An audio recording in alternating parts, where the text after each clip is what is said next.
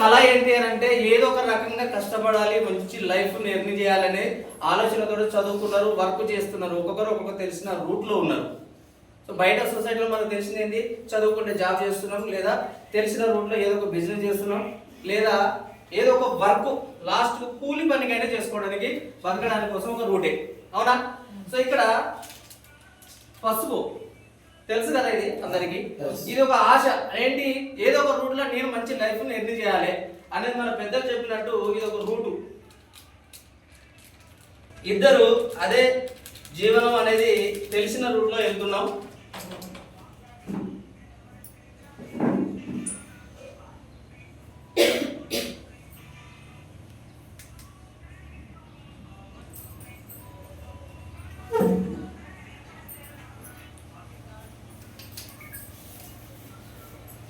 So మంచి కళతోటి జీవనం సాగుతూ ఉన్నది.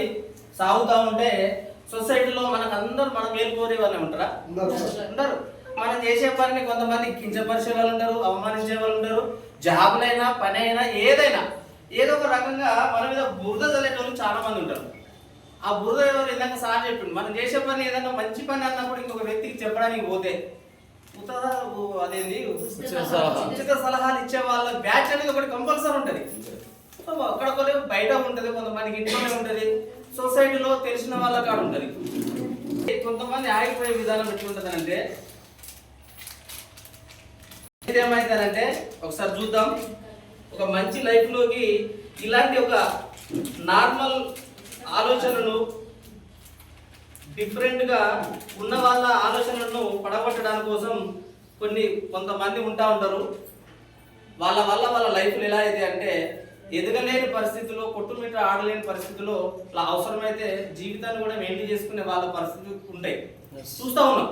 ఎందుకనంటే తెలిసిందే ఇది ఒక రూటు, ఇంకో రూటు పోయి చేద్దామనే ఆలోచన ఉన్నా తెలియదు మనకు ఆ రూట్లు, అవునా కదా? సో మనకు తెలిసినంత వరకు ఈ పరిస్థితులకు వచ్చిన తర్వాత సొసైటీలో ఎట్లా చేసినా మళ్ళీ నేను జీవిస్తా, బాగుపడతానే ఆలోచనతో ఎంతమంది ఉన్నాం ఇక్కడ?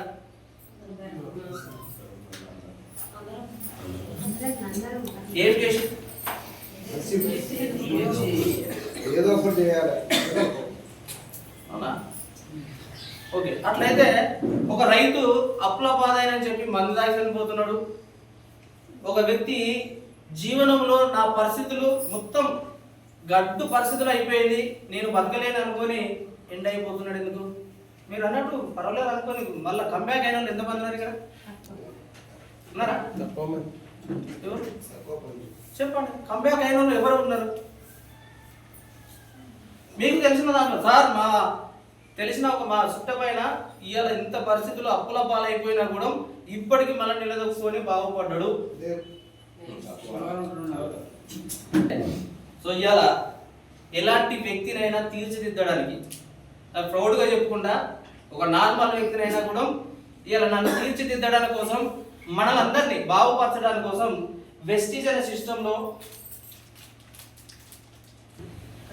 మళ్ళా నువ్వు పెట్టుకున్న ఆశలను చిగురించి మళ్ళీ నీ లైఫ్ను నువ్వు కొత్తదనంగా తీర్చిదిద్దుకోవడానికి కోసం నీకు ఎవరైతే చెప్పారో వెస్టీజ్ అనే ప్లాట్ఫామ్ గురించి, తను నీకు ఇచ్చే చిన్న సజెషన్, అప్లై అండ్ నీ మెంటర్స్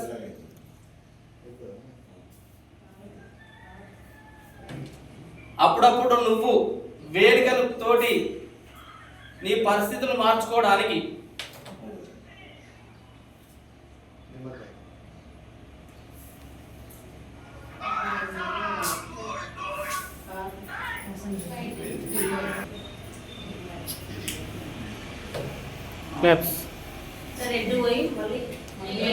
నీకున్న పరిస్థితులు ఎలా ఉన్నా నీ లైఫ్ని మళ్ళీ యథావిధిగా నువ్వు అనుకున్న తీరుగా తీర్చిదిద్దడానికి మెంటర్స్ అండ్ అప్లయన్స్ మన కోసం తాపత్రయపడుతున్నారు.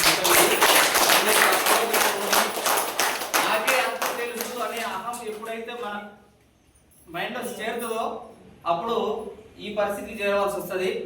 ఈ పరిస్థితిలో మనం కొట్టుమిట్ట ఆడినా కూడా నిన్ను డెవలప్ చేయడానికి కోసమే మళ్ళా ఒకసారి కనుక ఫోన్ కొట్టిండు అని అంటే నీ లైఫ్ మార్చుకోవడానికే. సో అలా నా కోసం ఇవాళ మళ్ళీ 8 నెలల తర్వాత నేను మా సార్కి ఒకసారి